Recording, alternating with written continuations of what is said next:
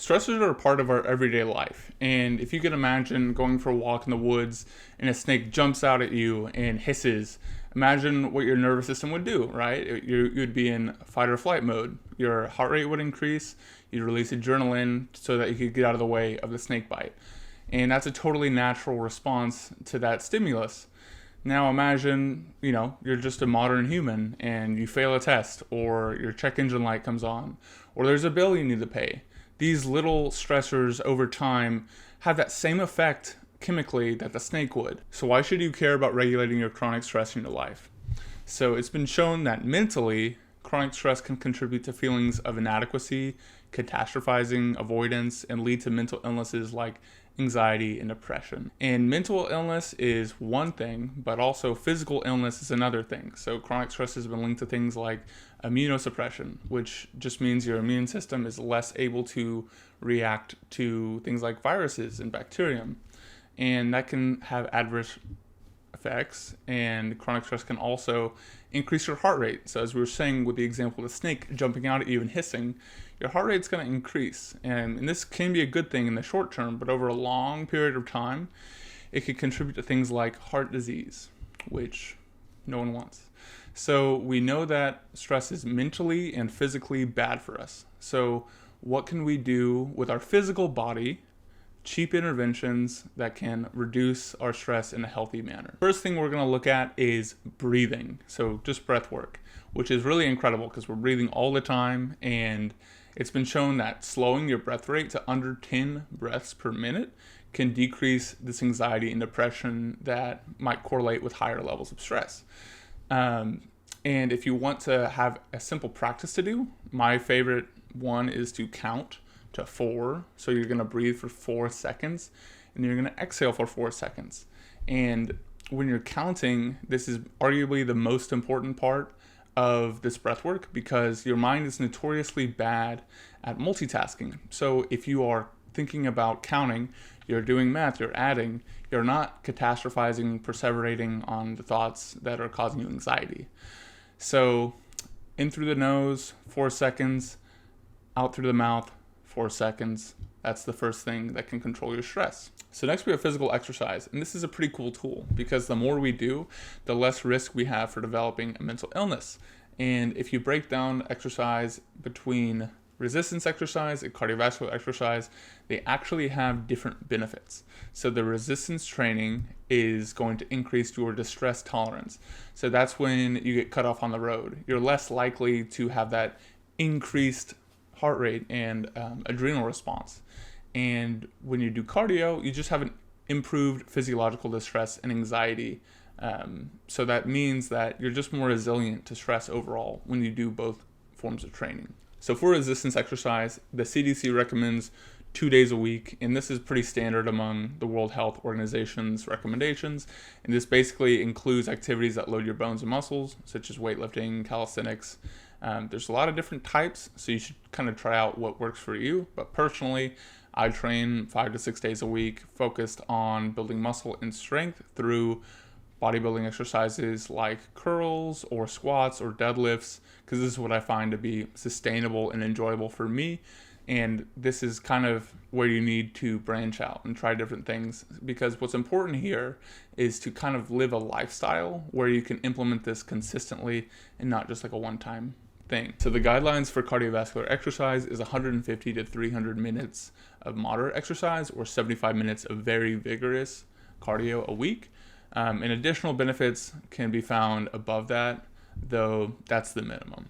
And what's interesting about cardio is there's a study that was done in depressed individuals, and they did 30 minutes 3 times a week with a high heart rate. And what was found was the aerobic exercise had the same effect as an antidepressant in regulating their mood. So that's really cool. So basically, I'm not a psychiatrist, but these lifestyle interventions can have as powerful as an intervention as an antidepressant. So that's why I think we should be paying attention to these different lifestyle modifications that can have widespread effects on our mental health. Personally, I like to run 3 days a week, and I walk on my recovery day. So there are many ways to get your cardio. Things like a rec league of basketball or pickleball are common options for socialization and fun, though cycling, swimming, rowing are common options. So if you choose to do running solo, like I do, I like to listen to audiobooks, podcasts, and music, because I find that makes it more exciting and enjoyable instead of just listening to the birds for 60 minutes. So physical activity is a very broad category, and things like yoga can fit in it. So yoga has been found to control markers of stress like heart rate we talked about, inflammation, and cortisol. These are things that can contribute to the chronic disease that we see with stress. So yoga is interesting because it's physical and mental, and only 2 of the components of the 8 yogic arms are physical.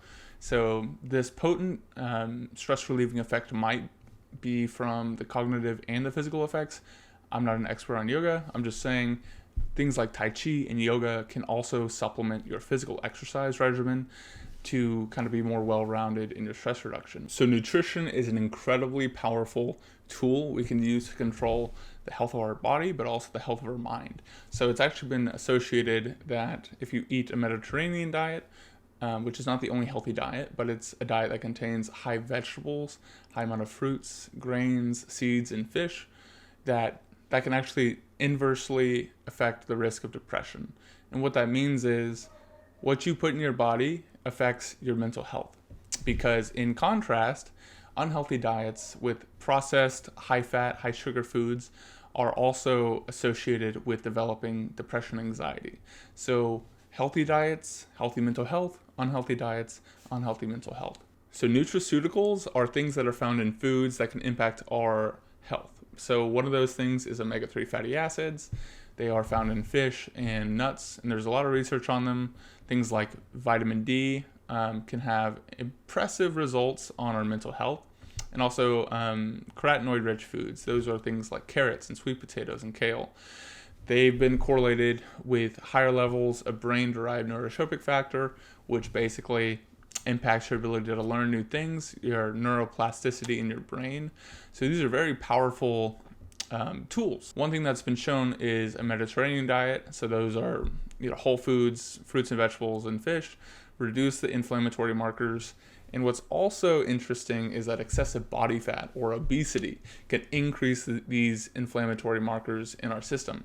So by modulating our diet, we can have an effect on having a healthier body fat percentage, and also kind of combating the effects of chronic stress at the same time. So sleep is our next physical intervention, and this is an incredibly potent tool that unfortunately a lot of us ignore because there is a dose-dependent response with greater quality of sleep contributing to greater mental health. So improving your sleep quality has been shown to improve depression, anxiety, and stress regulation. So the current recommendations for sleep are based on your age. So adults require anywhere from the bandwidth of 7 to 9 hours. You're going to have to kind of figure out where in that bandwidth your own requirements lay. That's just the quantity. So how do we improve the quality? So drugs and alcohol, caffeine, they can all kind of decrease the quality of our sleep, especially if we intake them in the hours leading up to sleep. You can also use earplugs and keep your bedroom pretty cool and dark. These are things that have been shown to increase the quality of your sleep. And one of the most impactful personally things that I've done to increase the quality of my sleep is to implement a schedule between when I wake up and when I go to sleep. So personally, I put that in my calendar. I wake up at 5 a.m., I go to sleep at 9 p.m. That's all there is. And to help stick with that, I have a shutting down routine. So that means an hour before bed, I stop all work, I stop using all technology, work has ended for the day. And this allows me to wind down whatever that is. That could be reading a book, that could be, talking to your family, but it's just to signify that work for the day has ended, and you're not going to allow things like Netflix or technology to kind of pull you out of the quality of your potential sleep that you could have. Also, viewing sunlight and exercising during the day can be effective ways to improve your sleep at night. So one of the ways we could improve the quality of our sleep was to stop drugs like tobacco or alcohol in the hours leading up to bed. But funny enough, one of the things we can do to help regulate our stress better is to stop these behaviors as well. So drugs can present a financial, a physical, and a mental burden on your life.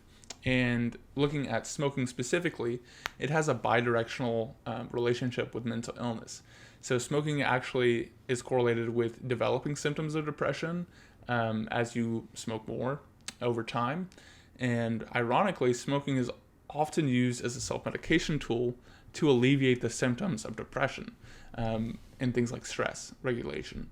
So it causes stress, and we use it to alleviate our stress, which is kind of sad but true. So how can we stop using drugs and smoking? This is a very complex, touchy subject. I would say it's difficult, and relapsing is common. So you should probably speak with a healthcare provider to consider prescription strength, aids.